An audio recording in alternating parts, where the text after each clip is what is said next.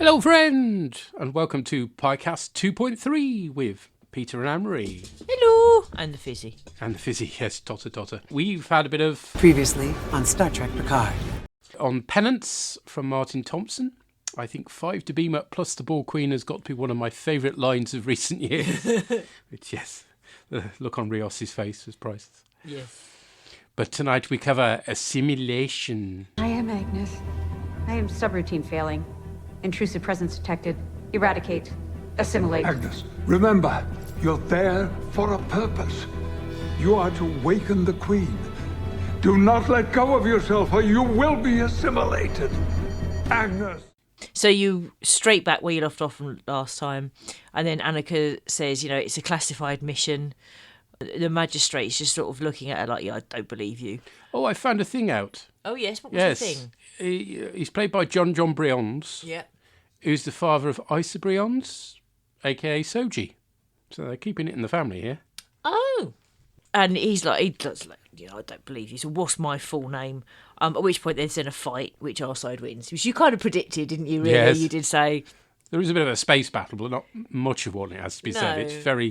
It shouldn't be one-sided, but it is. I mean, the Confederate ship that's destroyed straight away. Now, Dave Blass said that the La Serena, when it's escaping from Earth, it's the ships that are chasing after it are no match for it because it's upgraded. But it's not upgraded until the Queen connects to it, which isn't till after the first ship's been blown up. So, yeah. And we've got 2 Nova-class ships and a steam runner, both of which should be far more powerful than just a fighter. So, it makes no sense. But never mind. No. Oh, and the ships are the CSS Quinn. Oh. The CSS Dougherty. And the CSS Leighton. Those names ring any bells? Yes. Yes, they're all Badmirals from Next Generation.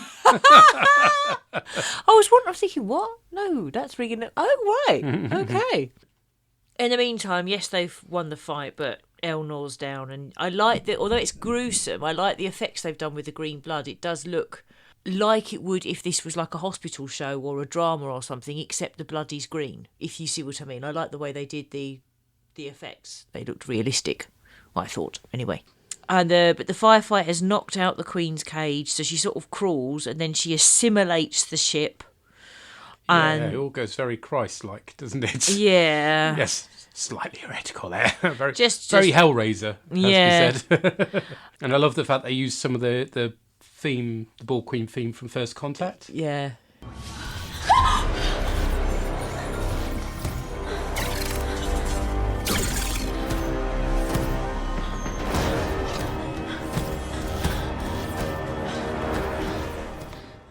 And then she's like, assimilate threat or neutralise threat. Then she's just kablooey, blows up the first ship.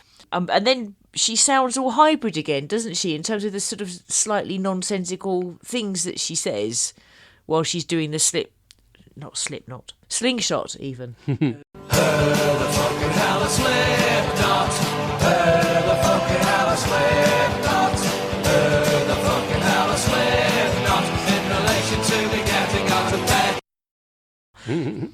Round the sun. And then they're like, have we come to the right place? We wanted to be in the 21st century. Well, there's no lunar colony. It's all very Star Trek 4. Yes! I mean, we don't get any whale song, obviously, No. and the slightly stranger imagery is missing, but that sort of blurriness and the fact it all goes quiet, I quite like that. It's a nice nod back. Well, yes, because it is supposed to be the exact same technique, isn't it? And they were going to go and crash in New York. But no, that's a bad idea because it's too heavily populated. So they go and crash in France? Yes, basically by Chateau Picard. So right. That's why he says we're going home.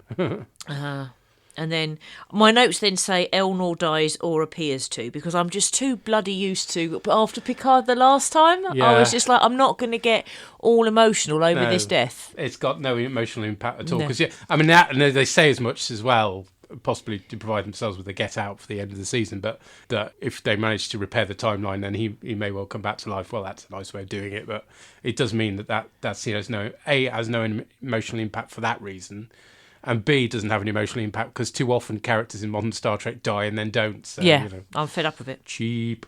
Yeah. It now actually has more emotional impact if, say, people fall out rather than die. Do you know what I mean? Because if they fall out, they might not Yeah, necessarily... when strong friendships are broken and things like Yeah. that actually has far more impact. You're right. Yeah. But the reason that Elnor dies is because the bio-bed doesn't have any power. The Queen is siphoning all the power she needs to survive. And then Raffi blames Picard and says, you and Q are always playing games. And Picard says, no, he was. And then she's like, no, you are as well. Why are you reviving the Queen? And it's like, well, because she's the only one we've got any clues. But Raffi also logically says, look, whoever this Watcher is has got to be using advanced tech. So we use our tech to search for advanced tech and then we can do it. So she and Seven and Rios go and find the Watcher incognito. Ha ha ha. In the meantime, there's a bit of to and fro, but you know he's going to end up saying, yes, Agnes goes to get assimilated so she can find out what the Queen knows. That's all sort of... It mostly happens, I think, in your part of the episode. Yeah. But it's creepy, isn't it? It is. And then I love this. It would be Rios, wouldn't it? As they transport down, he ends up landing in the wrong place and falling and ends up in a bloody hospital because, of course, he would. Yeah. So we got a rubbish cover of California Dreaming, which presumably is for cost reasons, but... It's like I gave up watching it after a while because I got cross with it, but was watching Defiance. I'm thinking of picking it up again once all the Star Treks are finished. And every episode of Defiance ended with a terrible cover of a song I like. Right. Oh dear. Annika beams in next to a girl who asks if she's a superhero, which is a lovely moment. Yeah. But Rios does a dramatic non-superhero landing and ends up in hospital. Raffi gets mugged for the money she doesn't have. So it's not a thing again, money, apparently. She beats up her assailant fairly easily. Yep. We see a poster in the background advertising the Europa mission, which, having Googled it, is a thing for 2024, apparently, so that's nice. Oh. Although whether its tagline is indeed to boldly go is another thing. And there's a Sanctuary District poster too, which was in their promo material. Yeah. Agnes admits, having sort of vaguely merged with the Borg Queen, that she wished Picard was her dad. It's all a bit weird, but it's a great performance by Alison Pill, to give her a due. Yeah. And when they finally merge, they have to ask whose hand is mine, and that cracked our son up because that was completely Finding Nemo. Whose hand is this? Mine.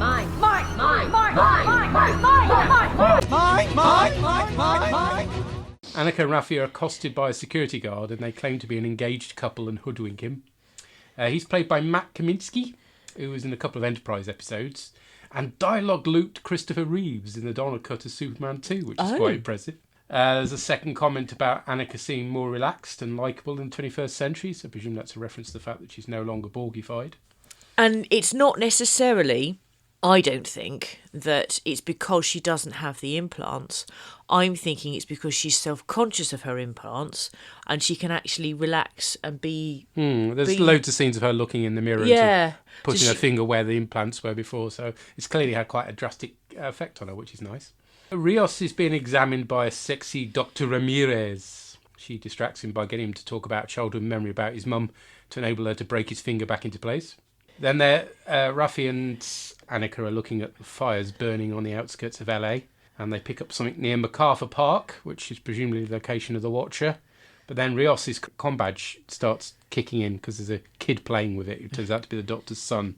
There's a bit of business where Rios tries to trade cookies for it, and Rick and Morty is referenced, which again went down really well with our son. He loved this episode. Presumably they're allowed to reference Rick and Morty because, of course, Lower Decks Mike McHannon is also behind that series. So the Queen is more with it as it's pre-divergence. She asks for the ship in return for the info they need. But it turns out that it doesn't matter because Agnes stole the information. I love which that. was inside her head, which is, a lovely moment. Immigration officers arrive at the hospital and the staff bungle out an older man played by Marcelo Tubert, who was in Next Generation's Devil's Due. That slightly dodgy one with the... Yeah. He played the Van Taxian head of state. Rios tries disguising himself as a doctor, but both of them are arrested for having no ID cards, which is very Sisko and Bashir in past tense, of course. Yes. But it's also very the Trumpian raids on people. Yeah. It's based both on Star Trek and reality, sadly. So, there's plenty going on in this episode, which is good. As we've mentioned, the killing Elnor business is probably the weakest bit, just because it doesn't have any impact. But Agnes in the Mind of the Queen is great. Yeah. And Raffi and Annika, they're just a great couple. I want to see more of them, please. Yeah. And Rios is quite fun as well. But yeah, it was all right. Kind of a bridging episode, I suppose, between the Nazi universe and now set in the past and sort of building up to the Watcher, which presumably we get next episode. But that's okay. We've got a season to go through. You're not going to get everything all in every episode. So No. And I'm working on the basis that the Watcher is Guinan, and to be honest, if it isn't, I'll be disappointed. we shall see. We've had feedback from Lee. Hi chaps, it's Lee. Okay, so Picard episode 3. I didn't send feedback in for episode 2 because, frankly, we were into Nazi Confederation Federation thing, and I thought, well, you know what, just leave it, see if there's any context for any of this before I just go off and go, hey, guess what, the writers can't write anything except for darkness. Anyway, it turns out, get to episode 3, and no, they can't. They just have to go dark. Everything has to be awful. You can't have optimism. You can't have the next generation style utopian vibe anymore. They fooled us with the first episode by making us think that was where it was going, but no. Here we are again with this kind of modern day trick where things aren't said in allegory, things aren't folded in nicely, things don't evolve naturally, things just get pointed at and told that's bad. Yes, we know eco issues are bad. Yes, we know those things are bad. We know inequality for immigrants is wholly unfair. But you're not telling a story. You're just pointing at things and going bad, okay? I mean, look at things like, the Bell Riots episode from DS9. Look at things like even blooming Voyage Home. Which, thanks to the Rios falling out of the sky and ending up in a hospital, it really resonated with me. I sort of went, oh, they're doing the Chekhov thing again. It's all very on the nose. There's no subtlety. It feels childish. It feels like they have to just get the issues there in front of you, rather than telling you in a story folded in. And so you just have to have them all. I mean, you literally have 7 and 9 stand on the roof of a building and for 5 minutes sermonise about the burning forests. It's like, right, yes, thanks, tell me a story. And nothing showing the lack of subtlety is more prevalent than the whole thing with Raffi and Elnor. Okay, we've had a whole season of Picard, and she had next to nothing to do with Elnor, really. In season 2, she has 1 or 2 moments with him in episode 1 and 1 or 2 moments with him in episode 2, but there's no relationship. Nothing's been built up. It's just literally like Raffi is friends with Elnor. Really? Show us. Show these things being built up. Nope, we have to have him die. Why do we have to have him die? God knows, it's got to be bleak and dark and new. And we've also got to have Raffi, a Starfleet officer, it's worth mentioning, go off on one about Picard's relationship with Q. And just basically rag on him for like 10 minutes because she thinks he plays games with Q, when nothing has been further from the truth. Even the audience has barely got anything to do with bloody Elnor, let alone Raffi, who's only had like 5 scenes total. I was just like, oh, okay, he's dead, he's dying. We're in a time travel story. How many time travel stories have we seen where suddenly magically everything comes back because we fixed the past? It's like, stop it. Raffi's a Starfleet officer. Starfleet is danger. As Kirk said, risk is our business. Face the risk, sort the problem, grieve afterwards. Picard has more relationship with Elnor than Raffi does, and he does exactly that. He holds it in. He will deal with the problem and deal with his emotions later because they have a problem to solve. They have a thing to do. But again, it's just like we can't just have a problem. We can't just have people sorting themselves out. We have to have everyone being upset and dark and grim and gritty and told in the most blunt, upfront, in your face, unsubtle ways possible. And we're back to where we were in season 1. I hope it improves. I hope it'll be fun. But fun is not something that is in Picard. It is literally just sermonizing, darkness, and very basic character motivations. And here we go again.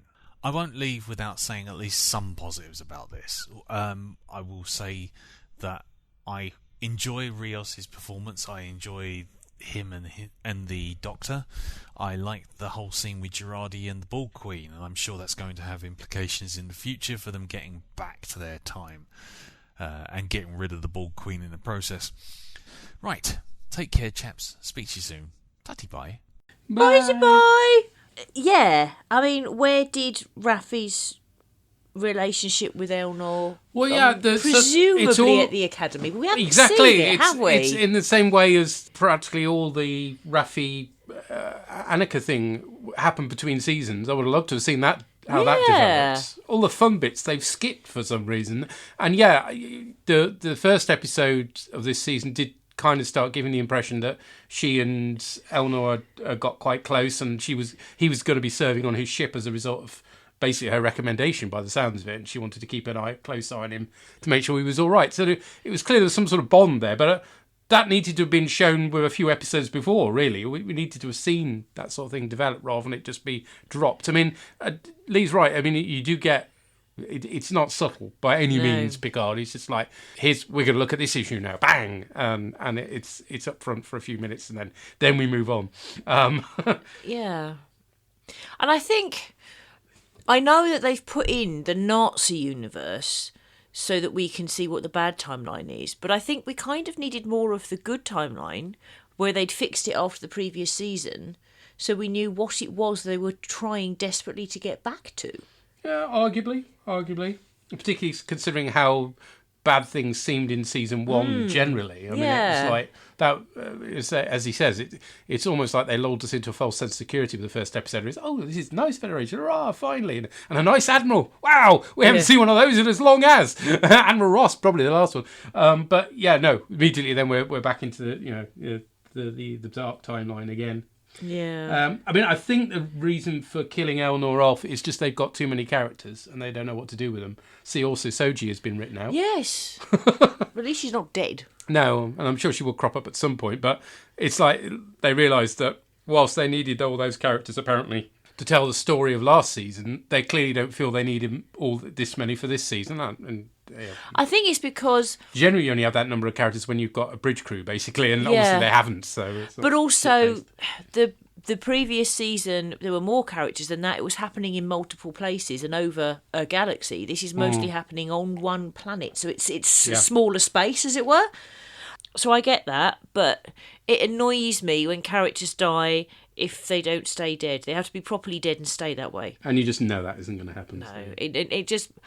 rather than getting upset and worrying, are they going to come back? I'm afraid I just get pissed off. But I did get Star Trek 4 vibes from the hospital stuff, I must admit. And obviously nowhere near as much fun as the Chekhov stuff in 4, but yeah. Yeah. But Rios, like you said, Rios' acting, his character's good, the acting is good, and the acting from, is it Alison Pill, is that her name, who plays Agnes? That was really good, and that scene was really good. I mean, overall, I did enjoy it, but I think, for me, this particular episode, anyway, had parallels with modern Doctor Who, in that it was moving so fast, I kind of enjoyed the pace and didn't have time to think about it. And when you stop and think about it, it's not as good. Does that make sense? Mm-hmm. Who else we heard from? Llama God! What did he make of this? We wish him get well soon, because he's got the dreaded lurg, poor chap. Poorly, get well soon. Llama God's logs, got the fixia, tree fixia. The sins of all our fathers being dumped on us, the sons. The only choice we're given is how many megatons. Well, after all the Star Trek science fiction cliches of last week's episode, this week's episode brings us the fresh new thing of more cliches, really. yeah, I was hoping for something fresh and new and different this week, and unfortunately this episode really did not deliver that in spades. Aside from the fact that the cliffhanger at the end of last week's episode was resolved as quickly as that one from the end of that episode of Genesis of the Daleks, you know, the one where Sarah falls and then she lands 2 feet later the next episode. Aside from the fact they get out of that easily, although there's a little bit of drama, albeit without any claymation heads whilst they're doing the time travel slingshot thing, which is something of a heresy really. Aside from that, this episode is just kind of slow and predictable, and it doesn't bring a lot that's fresh or interesting or exciting to it. I mean, yeah, in order to provide a bit of jeopardy and dramatic tension or something, Elnor is killed in the first few minutes. Presumably this is to demonstrate how high the stakes are, although Jo did then comment that that's literally all of her reasons to watch this gone, so yeah, that's one viewer gone at least. Aside from that, I just can't bring myself to believe that he is actually going to be permanently dead, because, I mean, look at what happened at the end of the last season of Picard. There have been plenty of fake-outs in Discovery seasons 2 and 3. It is just a thing that Star Trek seems to do now, so the fact they spend so long wringing as much emotion as possible from his death, it's just a waste of time to me. Until we get to the very end of the series and he's still not alive, I'm not buying the fact that he's dead, and I can't grieve, and thus any actual drama that they're trying to wring from that, it just falls flat. It doesn't work. But yeah, as I said, it's slow, it does stuff we've seen before. We really should have met this mysterious watcher who we know is going to be Guinan. Of course it's going to be fucking Guinan. We should have met her by the end of the episode, and yeah, it's time travel. Star Trek's done time travel before. Now, I'm not saying that they shouldn't do time travel episodes again, because you might as well say cancel Doctor Who, and that's not an argument I'm having at all. No, keep it going, keep it fresh. But that's the point. Keep it fresh, keep it fun. Time travel stories can be fun. Yes, we're all expecting the cliched fish out of water stuff as the advanced humans from the future come back to the barbaric, difficult to understand times of the present day Earth, or it's close enough to present day anyway, and all the hijinks that ensue. And it can be fun. It can be fun if it's done well and with humour. And to be honest, I would love to see so many more of that kind of gags where they're just trying to navigate this strange, chaotic world. But unfortunately, we're not seeing the gags. Yes, there are a couple of gags, but they're trying too hard to make it sort of serious drama. The fact that Rios ended up in hospital, it was predictable that one of them was going to end up in hospital. As soon as someone said, don't end up in hospital, yeah, someone's going to end up in hospital. We just know that. And whilst it does provide a bit of tension, and it serves as a tool for getting one of the characters to interact with the locals, which is fair enough, it is predictable. And also you can't help but feel that this makes it like 90% of other TV dramas, because, you know, apparently the American viewing public can't relate to a TV drama unless it's set in a hospital or in a police station. I'm assuming the next episode we're going to find out that the Watcher is in fact a cop or something, and it's going to be a weird buddy cop relationship thing between him and Seven and Raffi or something, whilst Rios does the hospital side of things. And that pretty much covers all American TV drama, or so a lot of programming directors would have you believe anyway. And we know the next episode is going to centre around freeing Rios. Yeah, it's good that they've got Icy in there. Or is it Ice? I don't know. Do you pronounce it like that or not? I don't know. I've only seen it written down. Which is unfortunate, because I'd rather see it not mentioned at all. It's a horrific body, and I'd very much like it to go away, much in the same way as I'd like the Home Office to fuck off. But anyway, yes, there are going to be opportunities to make a sort of social commentary. But at the same time, we know, we can pretty much guarantee what's going to happen next episode is the perils they're going to go through to get Rios freed. And he'll be freed, and we can see what's happening. And that's the thing. There's the potential for there to be good, fun stuff here. But this episode, it's just like, yeah, we knew this was coming, but it didn't happen quick enough. And this just didn't land for me at all. And again, it's a shame, because there is some good stuff in here. I did enjoy the gag when Rios ends up in hospital because he materialises in midair because the transporters are on the fritz. That's great stuff. And I really like seeing Jurati out with the Queen. And that, again, was really good. There was some really creepy stuff in there, but somehow meshed together, it just felt really slow and it dragged. And that's a shame. And given this is Star Trek, given that we're going back in time, are they going to give us a hopeful glimpse of our future? Are these people going to come to the present day Earth and then give us a hopeful message to inspire us? Given that they say when they get here that they're surprised that society didn't collapse sooner than it did, well, yeah, I mean, yeah, take a look around you. Yeah, it's not all that great right now, is it? So, yeah, you're not wrong, but it's not exactly hopeful, is it? I guess they're just hoping that slowly from the ashes, the Phoenix will arise and give us a brave new world. We'll see. So, yeah, not taking with this week's episode. I will, of course, be watching next week's one, because, yeah, I will, won't I? I will, of course, still be looking forward to finding out what everyone else makes of these. I hope that everyone is keeping as safe as you possibly can while society collapses around you. And until next time, glory to you and your cast. Thank you, sir. Thank you. Yeah, you're right. We should really have met Guinan end of this episode, really. We all know it is. Unless they're going to go all weird shit on us. Because Soji sounds a bit like Choji, and there's links between Choji and the Watcher in Doctor Who. Wow. I've got... No, just... We're not going to have a Doctor Who crossover, surely. That would be... It's funny, I was just listening to a very old Crinoid podcast back in the days when somebody called Russell T Davies was running Doctor Who. For a change. But yeah, the first time around. And there was a time when there were rumours that they were going to do an episode that was a crossover with Star Trek. So yeah, that would have been weird. Right. At least they've got us nicely curious as to who the Watcher is. I just hope they actually make the landing on that one and not disappoint us. But anyway. Yeah. And I see what you mean about, although, yes, you can understand them making the references to ice or icy or however you pronounce it, it would still be better if it wasn't there because... Well, I mean, let's face it, the reason why we enjoyed Lower Decks as much as we did was it wasn't doing the darkness. It was doing the positive next generation era, things are so much better in the future. Look forward to that rather than, looking back and seeing how crap things are now. Well, we know how crap things are now. We don't need reminding. No. And for Trek Through Lent, we were watching the original series episode, Let That Be Your Last Battlefield. And on the one hand, it's very silly with the whole half black face, half white face. But on the other hand, that whole silliness meant that even though there were massive parallels with the, what's going on in Ukraine, and there was stuff about World War II, and it was actually, some of it was quite horrific. It didn't feel like that when you were watching it because it's one step removed. Yeah. It's so weirdly done, yes. And a bit silly. Yeah. I mean, I'm not saying this should be silly, although Lower Decks is sometimes silly deliberately, but... It's like Lee was saying, if you put it into a story, it feels different. This doesn't, at the moment, feel different. It just feels like, oh, look, that's shit, isn't it? Whoops, yeah, that's your life now. Ah, sorry. Yeah. Anyway, let's find out what Perry thought of this episode. Hello, Args. Perry here to talk about Assimilation. Now, I quite enjoyed this episode, but I had a few problems. One of the issues maybe is that it's kind of connecting tissue. It's there to kind of wrap up the Earth Confederation story that we had last week and introduce our main characters are stuck in the 21st century.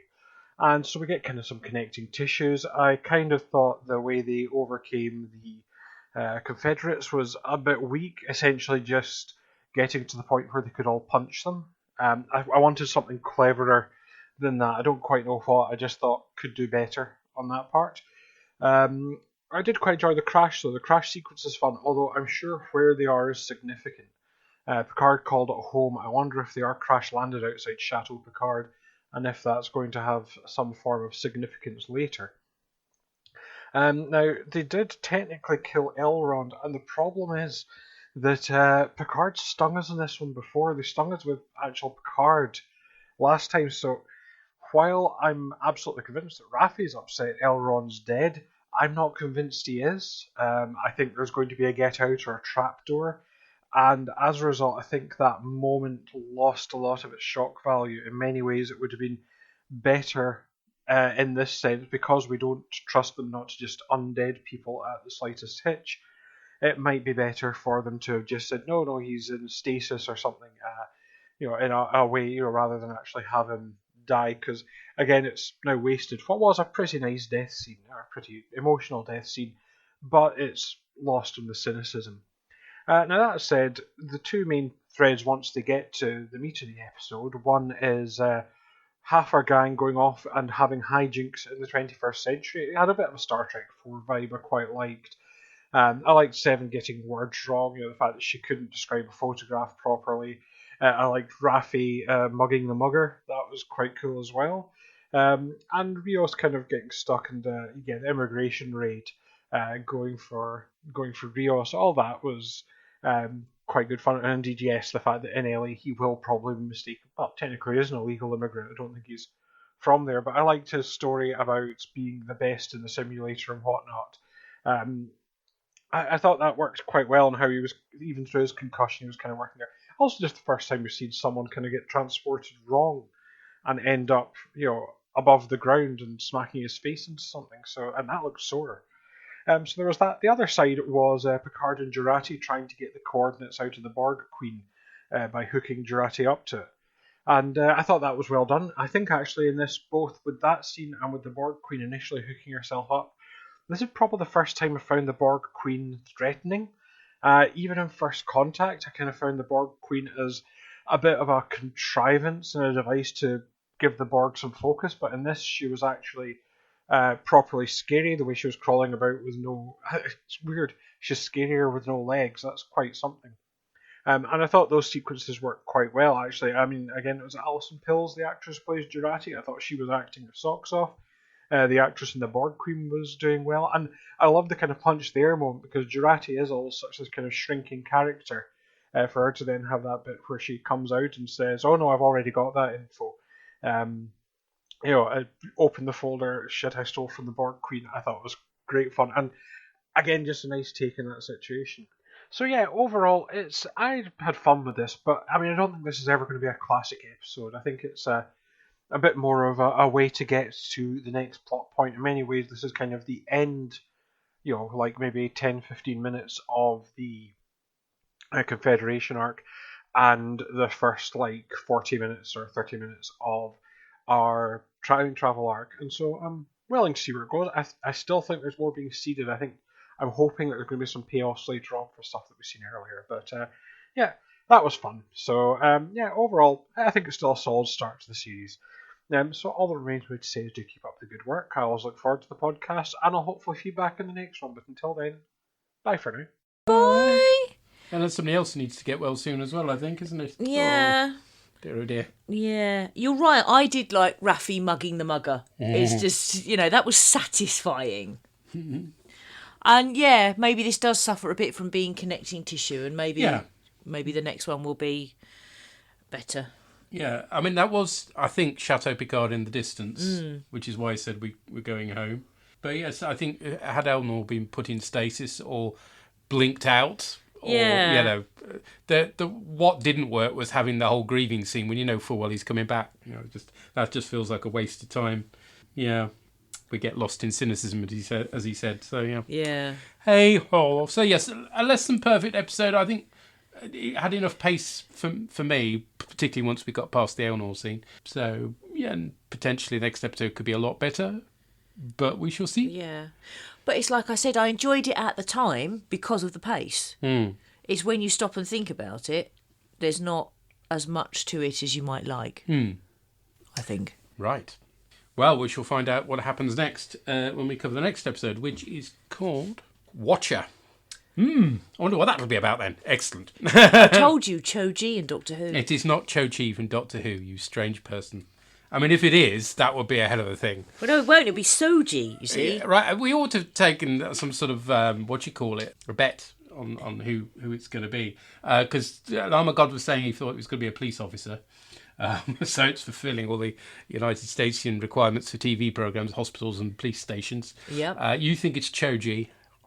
Well, Soji, because it sounds like Cho-Ji, and that's where she's gone. She's the Watcher. Right. But she's probably still sitting cross-legged.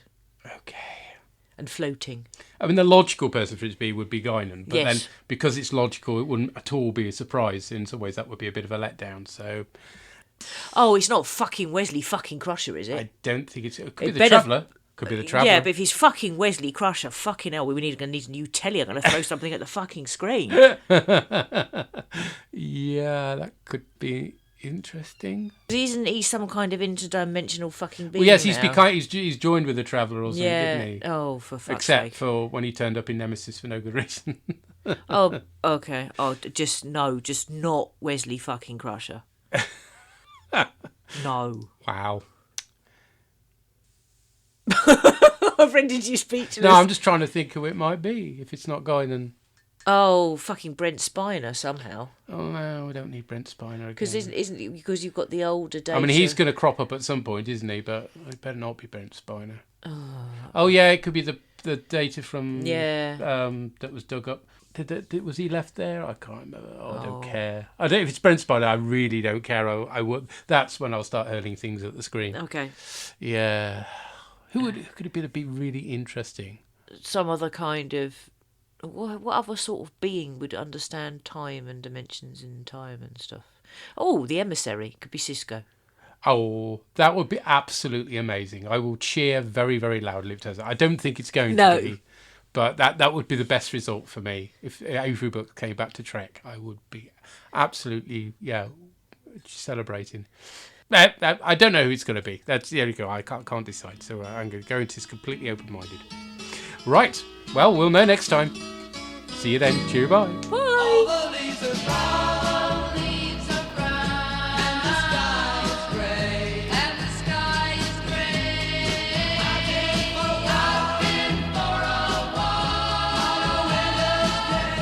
The artwork for this podcast was created by Andy Palastides. All music referenced is for illustrative purposes only, and no copyright infringement is intended. Find our website at borgcast.libsyn.com. And we have a YouTube channel as well. You can find the Borgcast playouts on Spotify for your listening pleasure.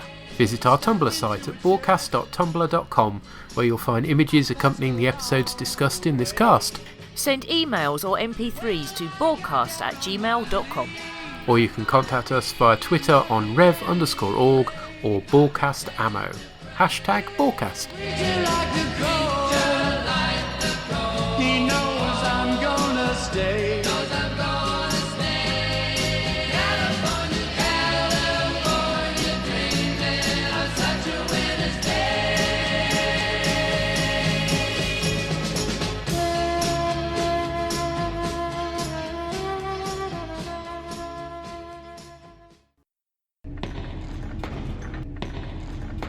Shut it down!